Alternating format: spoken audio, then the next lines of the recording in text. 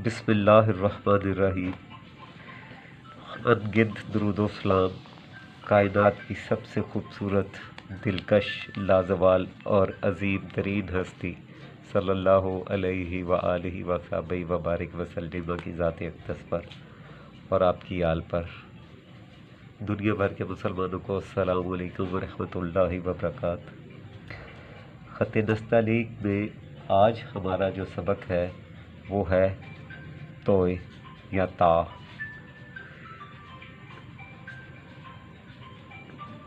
ख़त नस्तालीक में हम आपको आज तोय लिखने का तरीका जो है वो सिखाएंगे कि तोय कैसे लिखा जाता है।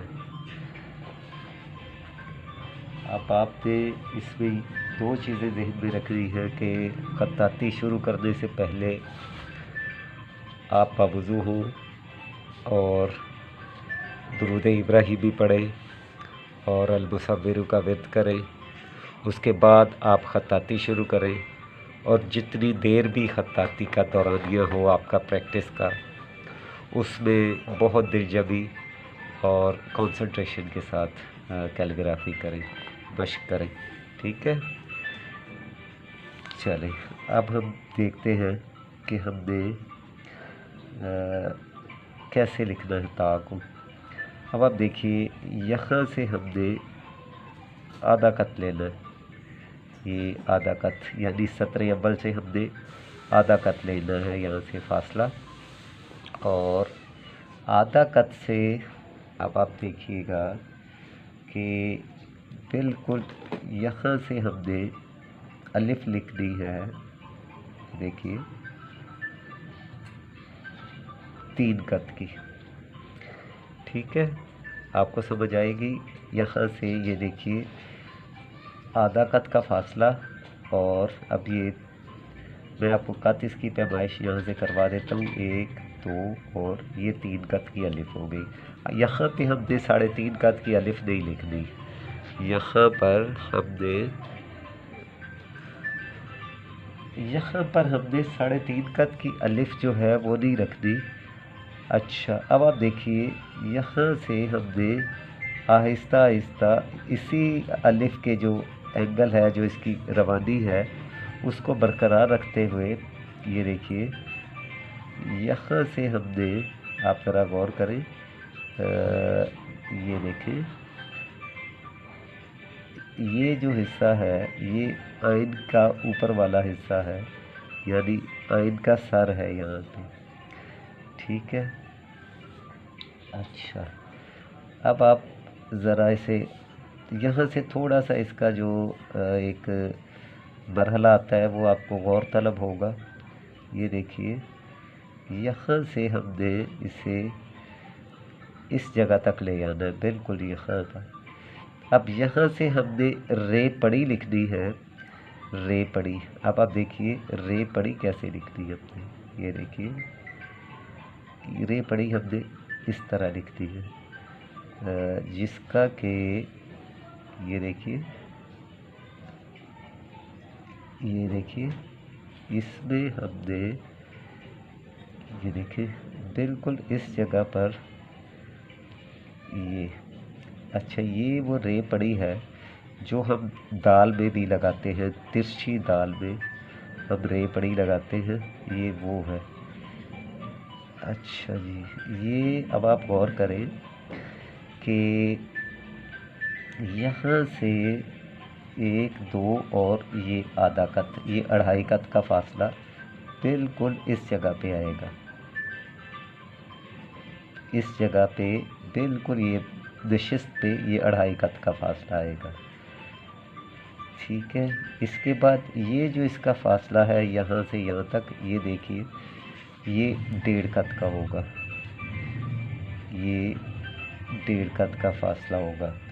इसमें आपने जो सबसे अहम चीज़ है वो ये है कि इसकी बनावट का इतना आपने ख़याल रखना है कि जब आप अलिफ यहाँ से लेके आते हैं, ये देखिए यहाँ से जब अलिफ लेके आए तो यहाँ जब आप आते हैं तो कम से कम आपको यहाँ से यहाँ तक 1.25 कत का या 1.5 कत का फासला जो है तो वो आपको रखना होगा, ताकि अलिफ लगाते हुए अलिफ का जो ये तोए का गैप है ये कम से कम 1.5 कत होना चाहिए, 1.25 से 1.5 कत तक। ठीक है, इसी में आपने एक और चीज़ मैं अभी आपको पॉइंटर की मदद से भी समझा देता हूँ। अब आपने जब ये देखें यहाँ से ये देखें यहाँ तक तकरीबन 1.25 कत का फासला, तकरीबन 1.25 कत का फासला आपने इसे देना है, और 1.25 कत से ज़्यादा नहीं आना चाहिए इसे यहाँ पे फासला। ठीक है, ये देखिए, और ये इसकी जो थिकनेस है ये आधा कत होगी, इसकी थिकनेस जो है ये आधा कत होगी।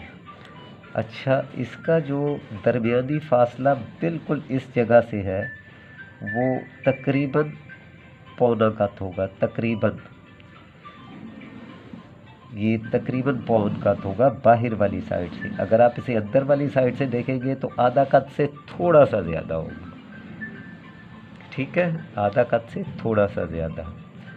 अब आपने ये देखिए यहाँ से अगर आप इसका पैमाइश करते हैं तो फिर ये 2 कत का फासला है, और अगर इस तरफ से पैमाइश करते हैं तो 1.25 कत का फासला है इसका।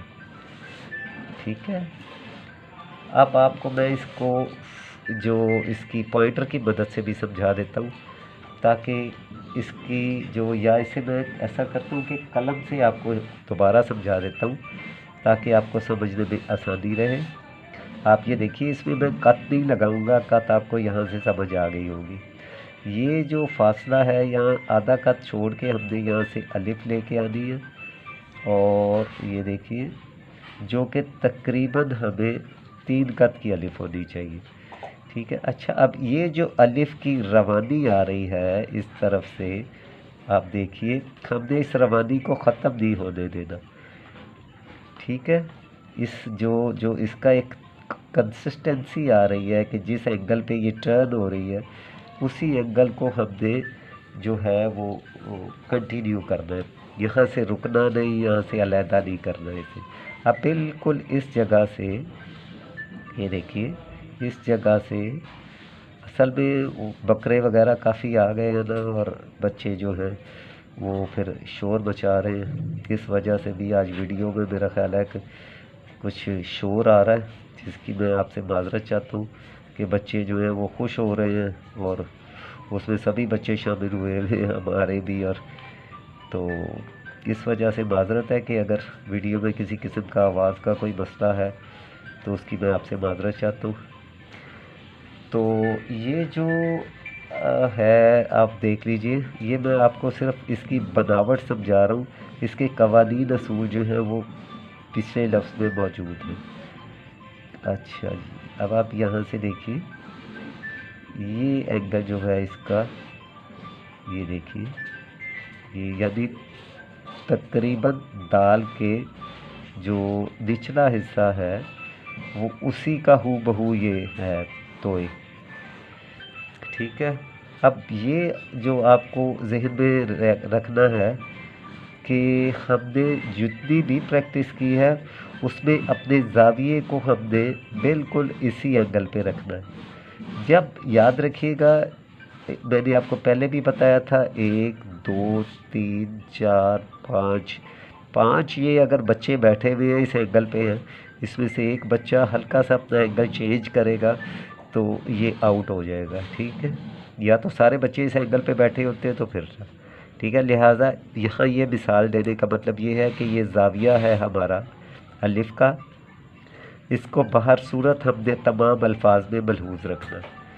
ठीक है, आज तक के लिए इतना काफ़ी है, और मैं आप सब के लिए दुआ गो हूँ कि अल्लाह रहीम और करीम हम सब को आसानियाँ बांटने वाला और आसानियाँ अता फरमाए, और हम इंशाल्लाह एक दूसरे की खिदमत करते रहें। अपना और अपने वालिदैन, हमसायों, पाकिस्तान का हमेशा ख्याल रखिएगा। अस्सलामु अलैकुम वरहमतुल्लाहि वबरकातुहू।